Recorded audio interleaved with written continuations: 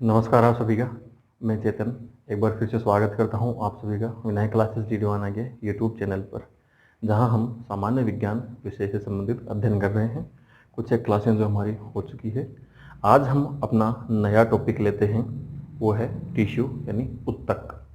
ठीक है, यदि उत्तक की साधारण परिभाषा की हम बात करें तो कोशिकाओं से मिलकर बना समूह है उत्तक, और उत्तकों से मिलकर बना समूह अंग, अंगों से मिलकर बना समूह अंगतंत्र, और अंगतंत्र से शरीर का निर्माण। लेकिन आज हम हमारा टॉपिक लेते हैं उत्तक। ठीक है, उत्तक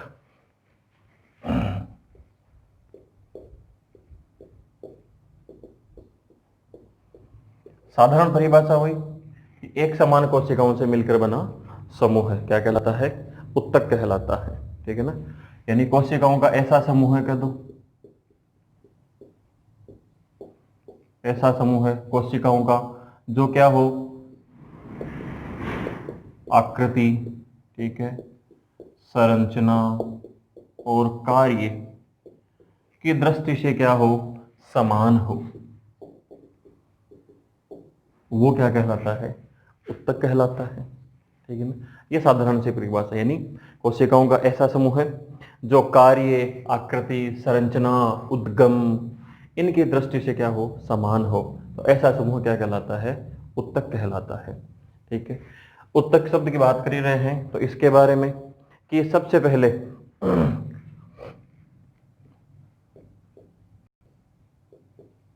उत्तकों का अध्ययन, उत्तकों का अध्ययन कहलाता है औतिकी, यानी हिस्टोलॉजी। उत्तकों का अध्ययन कहलाता है औतिकी। ठीक है, और जनक या फिर फादर ऑफ हिस्टोलॉजी, ठीक है ना, जनक किसे कहते हैं? Marcelo Malpighi.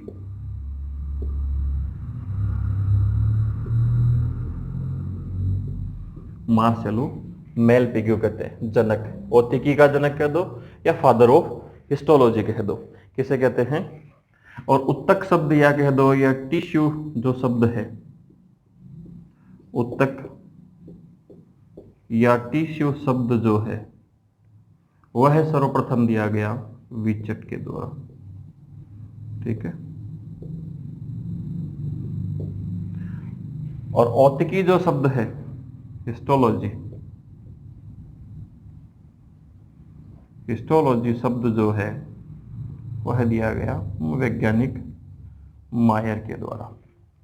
ठीक है ना, ये आपके सामने है बोर्ड पर, साथ साथ में लिखते जाइए आप कि उत्तक की परिभाषा आ गई, ऐसा समूह है जो आकृति, संरचना, कार्य, उद्गम आदि में क्या हो, समान हो, और उत्तकों का अध्ययन कहलाता है औतिकी या हिस्टोलॉजी। ठीक है, जनक जो फादर ऑफ हिस्टोलॉजी है या औतिकी का जनक कहा जाता है मार्सेलो मेलपिगी को। उत्तक शब्द या टिश्यू शब्द जो है सर्वप्रथम वो दिया विचट ने, और हिस्टोलॉजी जो शब्द है यानी औतिकी शब्द जो है वो दिया गया वैज्ञानिक मायर के द्वारा। ठीक है, ये तो है उत्तक के बारे में साधारण इंट्रोडक्शन कि उत्तक के बारे में परिभाषा हो गई। ठीक है, किसने शब्द दिया, किसने, और हम बात करते हैं अब सबसे सर्वप्रथम पादप उत्तक की। ठीक है, तो हमारा अगला टॉपिक जो है वो है पादप उत्तक। देखिए साथ साथ में लिखते जाइएगा, कॉपी पेन आपके पास है। पादप उत्तक जो है वो 3 प्रकार के होते हैं। कौन कौन से? पहला होता है विभज्योतक, ठीक है, यानी मेरिस्टेमेटिक टिश्यू। दूसरा होता है स्थायी उत्तक, और तीसरा होता है विशिष्ट उत्तक। विशिष्ट उत्तक यहाँ पर कई गाइड्स के अंदर मिलता नहीं है। विशिष्ट उत्तक के बारे में जैसे है कि कई पदार्थ जो पादप पदार्थ में प्राप्त, जैसे गोंद है, रेजिन है, ठीक है ना, कई पादप पदार्थ हमें प्राप्त होते हैं, तो उसके लिए जो विशिष्ट उत्तक जो होते हैं ये विशिष्ट कार्य करते हैं, विशिष्ट कोशिकाओं का समूह है जो मिलकर है वह विशिष्ट उत्तक का निर्माण करता है। ठीक है, तो यहां पर हम सबसे पहले बात करते हैं पादप उत्तक में विभज्योतक की। ठीक है ना, तो विभज्योतक जो है इसके अंदर सबसे पहली बात, अभी आपने पिछला वीडियो देखा हो तो, कि इसके अंदर सूत्री विभाजन की क्षमता पाई जाती है। सूत्री विभाजन की क्षमता, यानी बार बार ये क्या करता है, विभाजित होता रहता है। ठीक है, विभाजन की क्षमता इसमें अधिक होती है सूत्री विभाजन की। दूसरा यदि हम इसके बारे में बात करें तो ये हम कह सकते हैं सक्रिय भागों में पाया जाता है, सक्रिय भाग में स्थित, ठीक है ना, जैसे कि जड़ है, ठीक है ना, स्तंभ है, ठीक है ना, इनके और रो है, इन भागों के अंदर ये पाया जाता है, ठीक है। जड़ के शीर्ष भाग में है, पादप के अग्र भाग में है, यहां पर यानी सक्रिय जो स्थान होते हैं, सक्रिय वृद्धि वाले स्थान, उन स्थानों पर कौन सा उत्तक पाया जाता है? विभजोतक। क्यों? क्योंकि इसमें क्या होती है, बार बार सूत्री विभाजन की क्षमता इसमें पाई जाती है, ठीक है ना। ये विभजोतक के बारे में है। या फिर हम कह दें कि पौधे के वृद्धि वाले भागों में, तो भी सही है।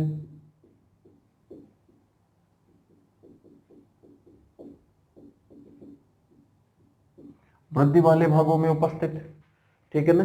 तो यह हो गई विभजोतक के बारे में बात, एकदम से सरल शब्दों के अंदर है और संपूर्ण बात है, ठीक है, एकदम संपूर्ण और सरल शब्दों के अंदर बात है कि विभजोतक मेरिस्टेमेटिक टिश्यू सूत्री विभाजन की क्षमता होती है, इसलिए सक्रिय भागों में स्थित होता है। जो वृद्धि होती है पादप के वृद्धि वाले भागों में स्थित होता है, ठीक है। इसके 3 प्रकार होते हैं, शीर्षस्थ यानी एपिकल, पार्श्व और अंतर्वेशी यानी इंटरकैलरी, ठीक है ना। शीर्षस्थ भाग नाम से स्पष्ट है, यानी जो शीर्ष भाग में पाए जाए।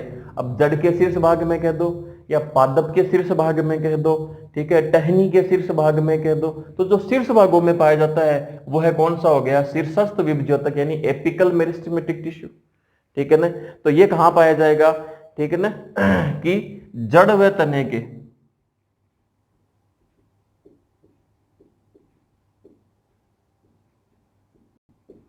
शीर्ष भाग पर, ठीक है ना, जड़ व तने के शीर्ष भाग पर स्थित होता है।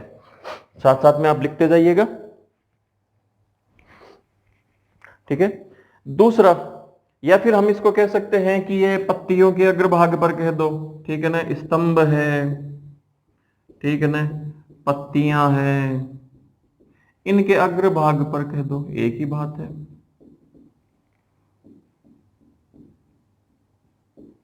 ठीक है ना। तो ये हो गया शीर्षस्थ। दूसरा है पार्श्व भाग, ठीक है ना। इसकी एक मुख्य बात आप यहां पर नोट करेंगे कि यह है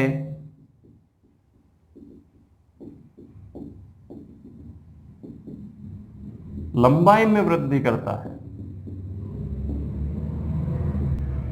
ये सबसे इसकी खास बात है। यह है पादप की या पौधे की लंबाई में वृद्धि करता है, जबकि पार्श्व भाग में स्थित होता है ये, तो यह है क्या करता है, पादप की जो पार्श्व विभजोतक है मोटाई में वृद्धि करता है। दूसरा भाग ये मोटाई में वृद्धि करता है पादप की, ठीक है ना। पार्श्व भागों के अंदर पाया जाता है। पार्श्व भाग अब कौन से हो गए इसके, कि जड़ के पार्श्व भाग में, तने के पार्श्व भाग में, ये शीर्ष भाग पर है तो ये क्या आ गया, जड़ व तने के पार्श्व भाग में पाया जाएगा, ठीक है। तना मोटा होना, तो ये तने की मोटाई है और है, तो ये यहां पर जड़ व तने के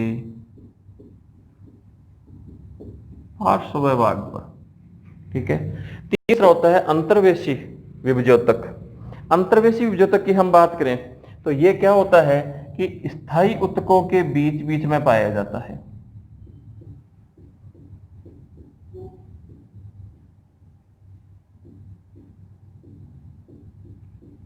स्थायी उत्तकों के बीच में पाया जाता है, बीच बीच के अंदर पाया जाता है ये, ठीक है ना। और जैसे हम इसका उदाहरण देखेंगे तो जैसे दूब है, ठीक है ना, या घास है, ठीक है ना, इनकी पर्व संधियों पर पाया जाता है ये, यानी ये होता है पर्व संधि पर। तो इनमें जो होती है ना, पुदीना ले लो, घास है, ठीक है ना, पुदीने हैं, इनके जो पर्व संधियों पर पाया जाता है ये, ठीक है, इनकी पर्व संधियों पर पाया जाता है। तो ये हो गए 3 प्रकार के विभजोतक। विभजोतक के 3 प्रकार हो गए, कौन कौन से? शीर्षस्थ हो गया, पार्श्व हो गया और अंतर्वेशी हो गया। कोई स्क्रीनशॉट ले रहे तो आप एक साथ ले लीजिएगा, पहले नोट करते जाइए साथ साथ में। अग्रभाग लिखा हुआ है यहां पर, ठीक है, अग्रभाग पर उपस्थित हो गए, ये हो गया विभजोतक। दूसरा जो इसका प्रकार है पादप उत्तक का, उसकी हम बात करते हैं, नाम से ही है विभज्योतक यानी विभाजन, जिसमें विभाजन होता हो वो विभज्योतक हो गया। और स्थायी का मतलब है जिसमें विभाजन क्षमता नहीं पाई जाती है, ये स्थायी उत्तक होता है। यहाँ पर एक शब्द लिखा है अंतर्वेशी में कि स्थायी उत्तक के बीच में पाया जाता है, तो इन उत्तकों के बीच में ये पाया जाता है अंतर्वेशी। तो स्थायी उत्तक नाम से स्पष्ट है कि इसमें क्या होगी, विभाजन क्षमता उपस्थित नहीं होती है, ठीक है ना, विभाजन क्षमता नहीं होती है। सबसे पहली बात तो इसकी होगी, नाम से स्पष्ट है, ठीक है ना, कि स्थायी उत्तक विभाजन क्षमता क्या होगी, नहीं पाई जाएगी, ठीक है ना।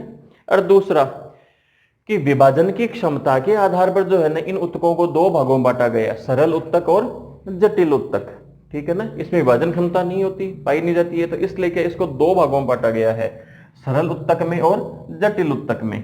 सरल उत्तक के अंदर हम खुद तीन प्रकार और से पढ़ेंगे, ठीक है ना। वो तीन प्रकार कौन से हैं, मृदुतक यानी पेरेनकाइमा, ठीक है ना। देखिए कंफ्यूजन यदि नहीं रखना है तो शब्द को समझिए कि शब्द हमें क्या कह रहा है, परिभाषाएं अपने आप निकल जाएगी। स्थायी उत्तक है यानी जो स्थायी उत्तक होता है, जो स्थायी है एक जगह, परमानेंट टिश्यू, ठीक है। उसके प्रकार सरल उत्तक, सरल का मतलब होता है जो सीधा हो, यानी साधारण उत्तक की भांति कार्य करता हो। तो साधारण उत्तक क्या होगा, यानी एक सी या एक प्रकार या एक जैसी कोशिकाओं का समूह, ठीक है ना। इसके अंदर हम बात करेंगे तो इसके तीन प्रकार है सरल उत्तक के। मृदु उत्तक, मृदु यानी होता है मुलायम, जो पादप के कहाँ पाए जाए, मुलायम भागों में।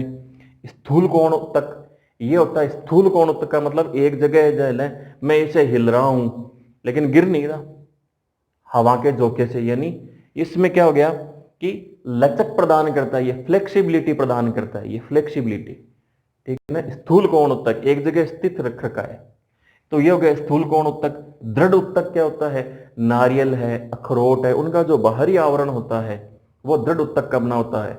नाशपाती का खाने का भाग है, यानी दृढ़ उत्तक का मतलब कठोर। तो नाम में ही परिभाषाएं निकल रही है, कंफ्यूजन होना ही नहीं है, ठीक है। आप देखते जाइए। अब सरल उत्तक के जो प्रकार है, मृदुत्तक, तो मृदुत्तक के अंदर परिभाषा लिखेंगे तो क्या हो जाएगी कि मृदुत्तक क्या कारण करता है, जो खाद्य पदार्थ है,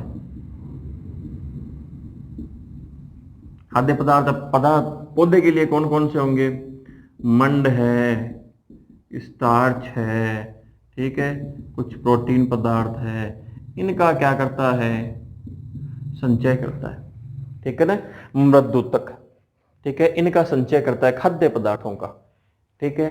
पादप प्रकाश संश्लेषण की क्रिया जब होती है तो इनका संश्लेषण, ठीक है, इनका संचय करने का काम कौन कर लेता है, मृदुत्तक या पेरेनकाइमा, ठीक है ना।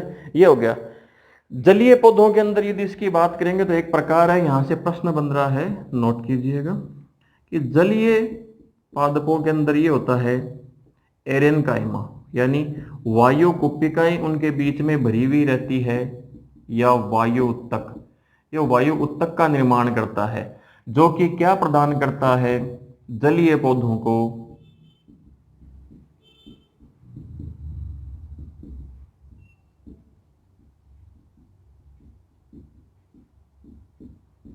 उत्प्लावकता प्रदान करता है, यानी उनको तैरने के लिए, कि ठीक है ना, मुलायम रखता है ताकि वो आसानी से तैर सके। तो ये उत्प्लावकता प्रदान करता है जलीय पादपों में, और इसका नाम वहां पर क्या हो जाएगा, एरेनकाइमा, ठीक है, उनका नाम यहां पर हो जाएगा एरेनकाइमा, ठीक है। ये हो गया। दूसरा स्थूल कोण उत्तक, यह पादपों में क्या होता है कि लचीलापन प्रदान करता है, ठीक है ना, लचीलापन प्रदान करता है, यानी आंधी आ रही है, तूफान आ रहा है तो उनमें कई बार टहनी है, गिरती नहीं है, टूटती नहीं है, झुक जाती है लेकिन गिरती नहीं है। तो वो जो लचकपन आता है, फ्लेक्सिबिलिटी जो आता है, वो आता है स्थूल कोण उत्तक या कोलेनकाइमा के कारण। तीसरा है दृढ़ उत्तक, यानी पादप के जो बाहरी भाग है, यानी बाहरी आवरण का निर्माण करता है, किसके ऊपर, जैसे फल है, बीज हैं, इनके ऊपर क्या करता है, ये बाहरी कठोर आवरण का निर्माण करता है। जैसे आप ले सकते हो उदाहरण के अंदर कि नारियल है, ठीक है, अखरोट है, ठीक है, या फिर नाशपाती का,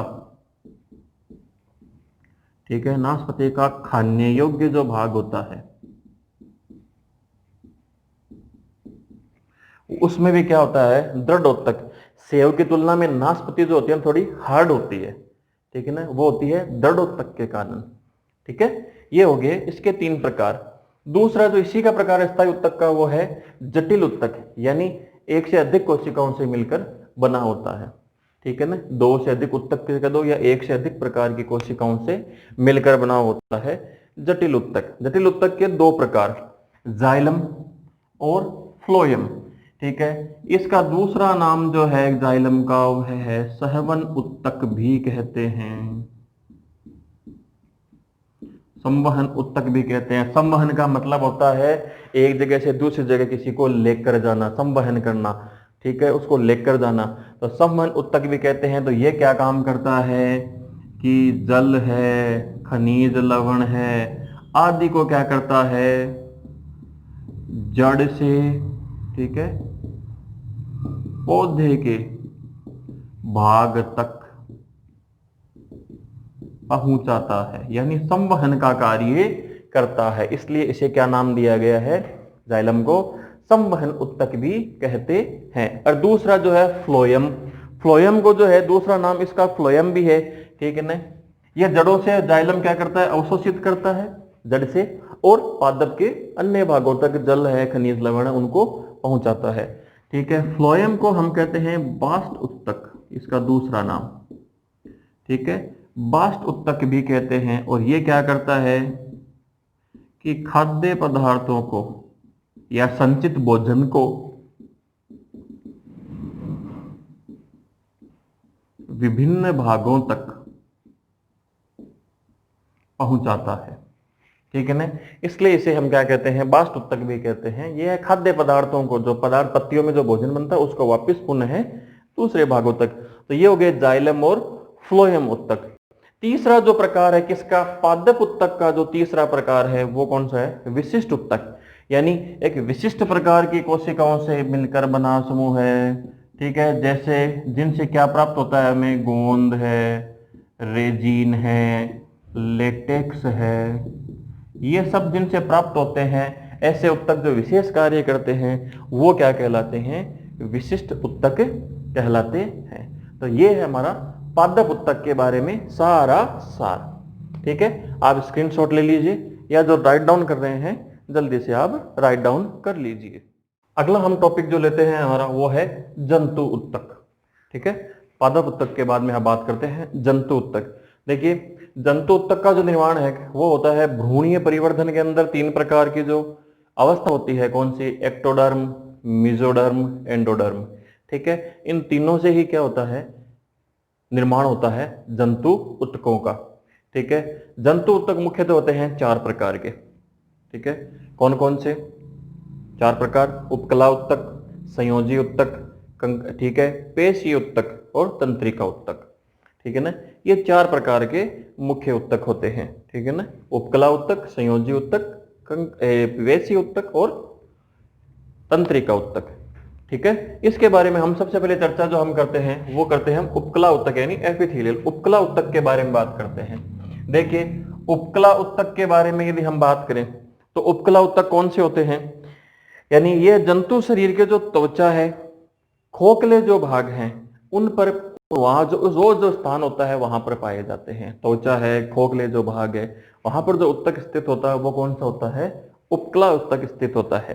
जैसे हम ये कह दें कि भाई आहार नाल है हमारी, ठीक है, रुधिर वाहिकाएं जो हैं हमारी, ठीक है, ये अंदरूनी जो शरीर का भाग है, आंतरिक भाग है, ठीक है, जो खोखले भी होते हैं या फिर जिनमें स्थान होता है त्वचा का भाग है, ये जो किससे मिलकर बने होते हैं, उपकला उत्तक से मिलकर बने होते हैं। ठीक है ना, तो हम जैसे लिख सकते हैं मुख गुहा है, यानी यह शरीर के क्या करते हैं, त्वचा व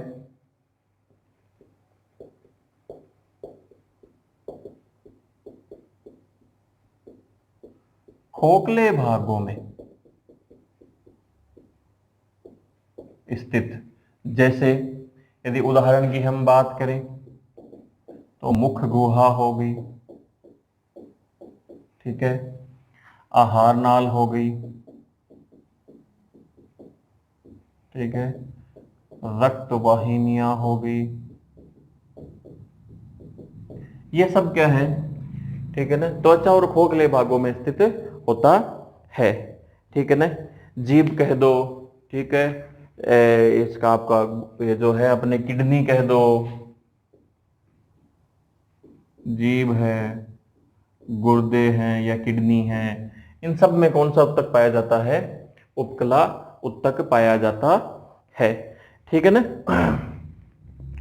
उपकला उत्तक के यदि हम प्रकार की बात करेंगे तो सबसे पहला जो हम बात करते हैं वो है सल्की उपकला उत्तक, ठीक है ना। हम सबसे पहले बात करते हैं सल्की उपकला उत्तक की, ठीक है ना। ये कहां पर पाया जाएगा? यानी हृदय के चारों ओर,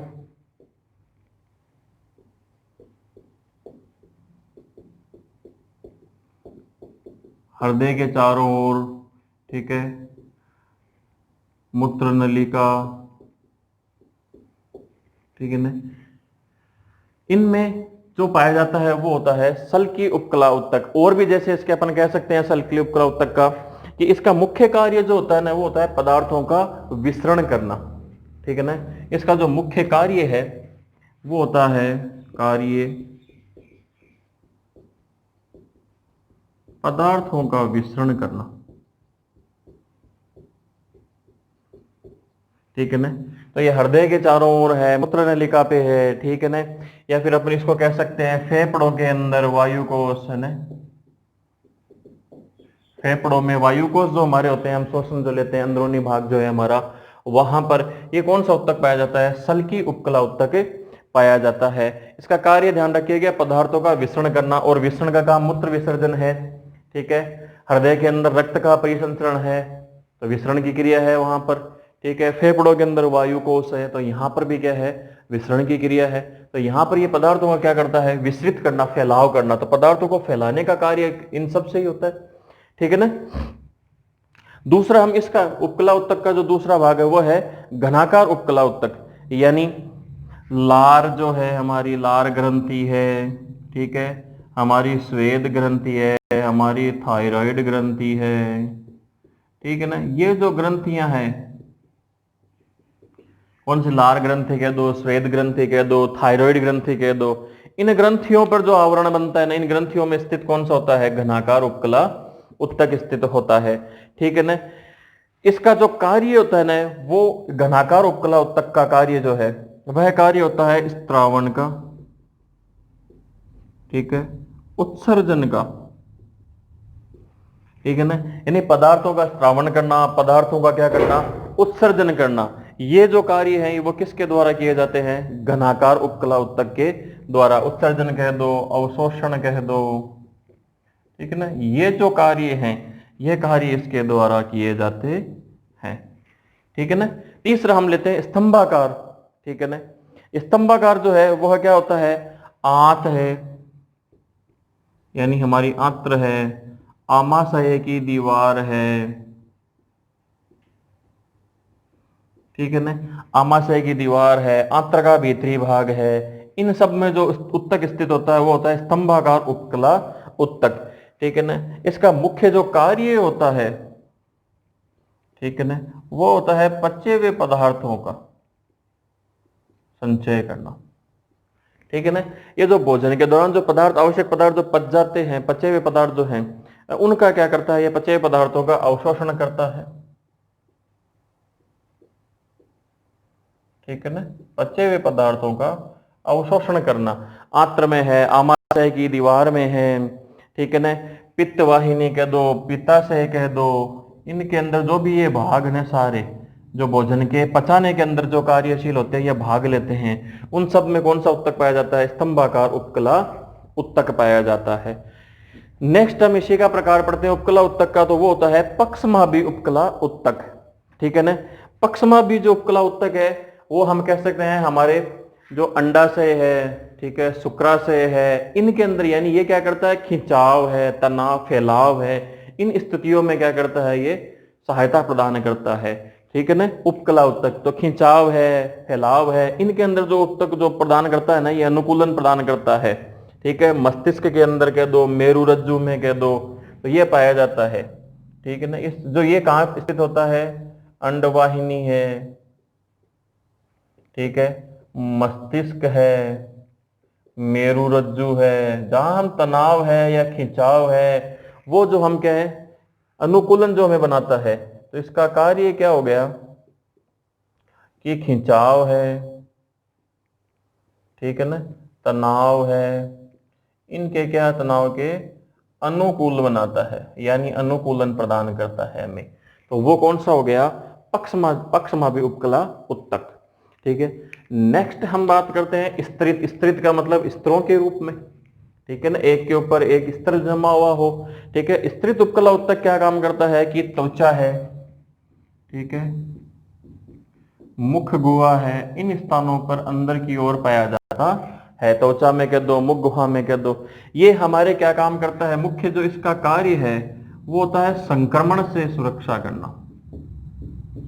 ठीक है ना, संक्रमण से सुरक्षा करना, ये इसका मुख्य कार्य है।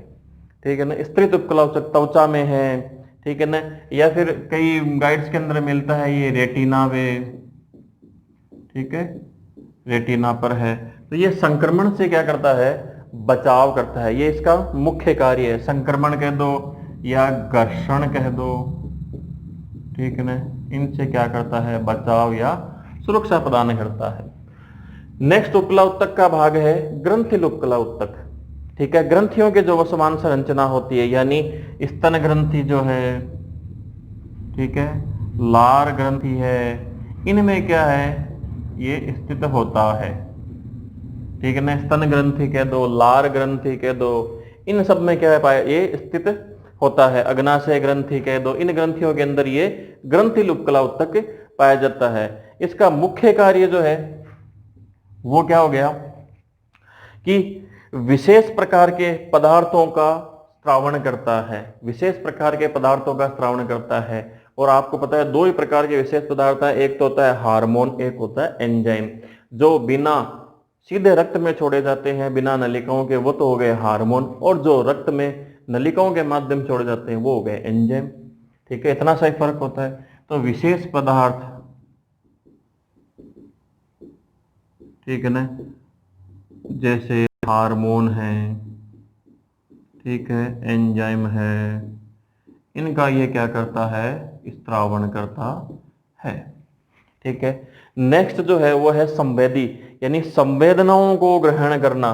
संवेदनाओं को हम कहां से है कि हमारे घ्राण संवेदी जो अंग है, नाक है, ठीक है ना, हमारी त्वचा भी हमारी संवेदनाएं ग्रहण करती है, ठंड का, गर्मी का तो एहसास होता है हमें।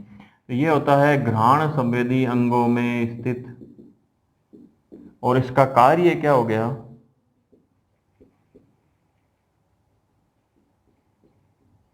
कि संवेदनाओं को ग्रहण करना।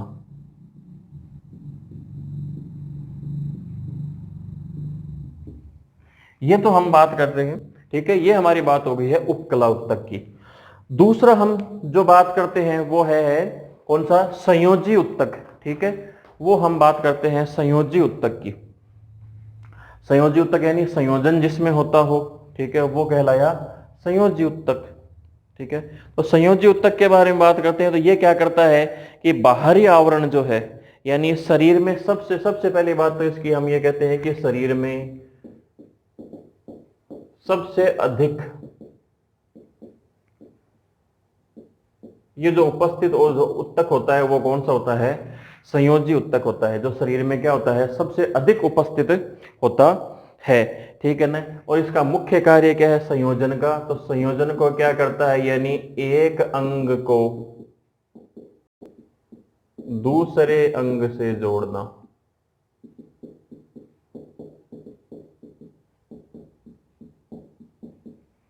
एक अंग को दूसरे अंग से जोड़ना, ये कार्य कौन करता है, संयोजी उत्तक करता है। ठीक है ना, इसके बाद में इसके प्रकार यदि हम पढ़ेंगे तो वो कौन सा है, साधारण संयोजी उत्तक। तो साधारण संयोजी उत्तक के अंदर यदि हम बात करें तो ये क्या है, पूरे शरीर में सबसे अधिक फैला हुआ रहता है। ठीक है ना, यानी पूरे शरीर में सबसे अधिक, और शरीर के अंतरंगों में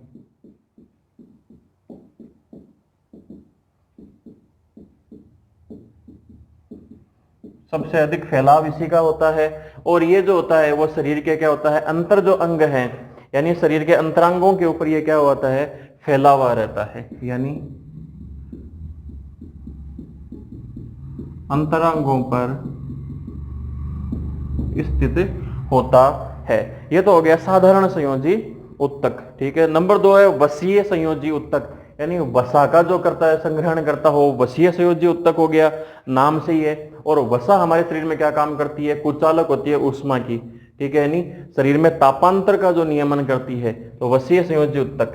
ठीक है ना, यानी वसा से निर्मित होते हैं और ऊष्मा का जो जमाव होता है, यानी क्या कहते हैं, कुचालक। ठीक है ना, ऊर्जा प्रदान करते हैं, ऊष्मा ऊर्जा प्रदान करते हैं, लेकिन वो कैसी होती है, कुचालक। जैसे उदाहरण हम लिखें तो ऊंट के कुबड़ में।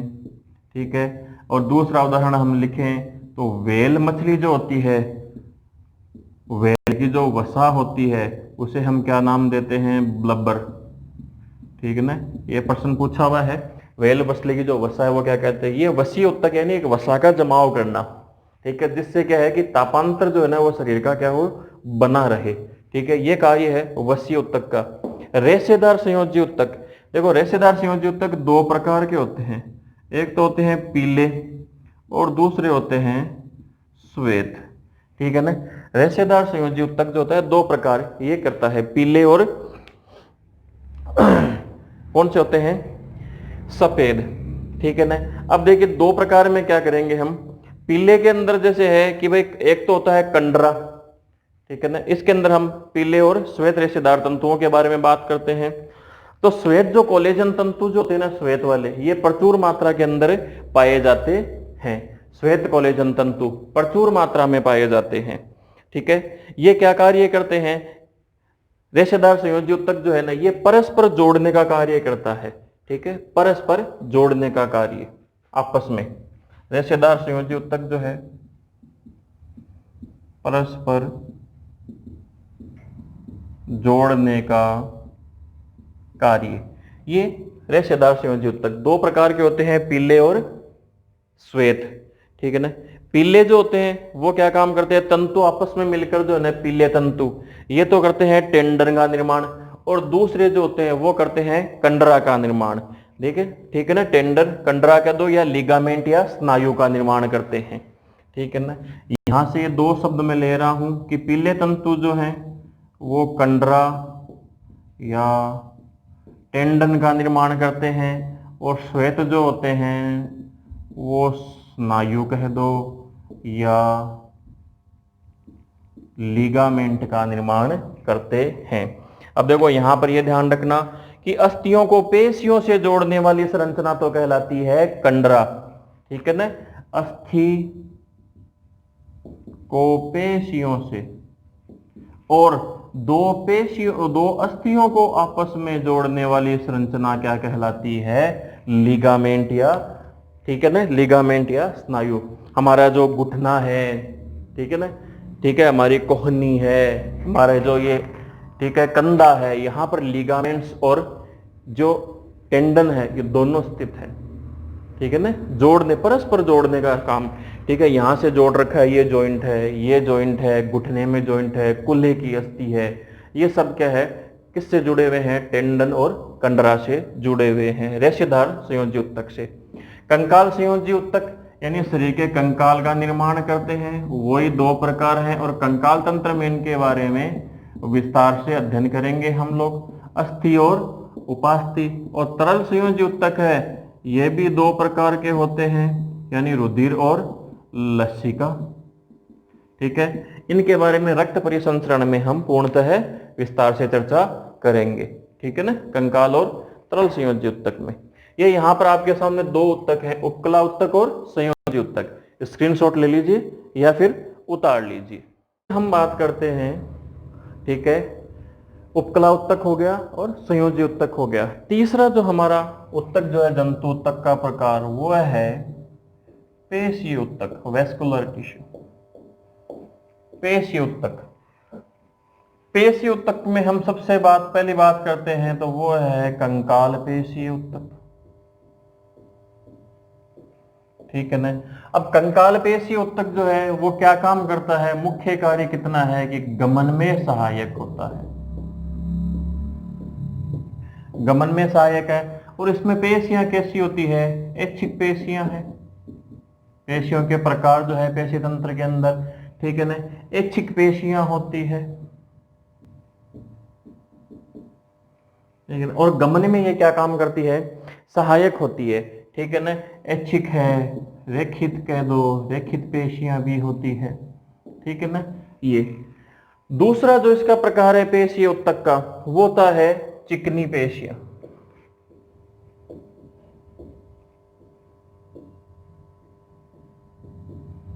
चिकनी पेशियां जो होती है वो कैसी होती है, रेखित,